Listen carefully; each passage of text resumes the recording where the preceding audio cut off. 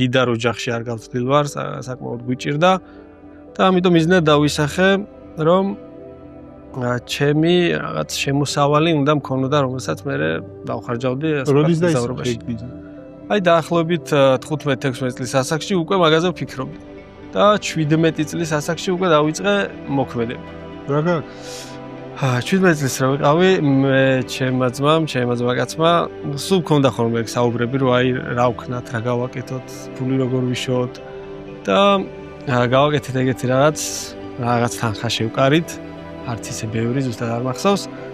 წავედით თიანეთში, ვიყიდეთ კაკალი ტომრებით, საკმაოდ ბევრი გლეხისგან, ჩამოვიტანეთ, მე დავამტვრიეთ, ჩვენი ვამტვრევდით, ჩვენი ხელებით და ამ დამტვრევ კაკალს ნიგოს ვაბარებდით ხან რესტორნებში, ხან ბაზრებში და ესე რაღაცა ჯიბის ფულს ვაკეთებდით.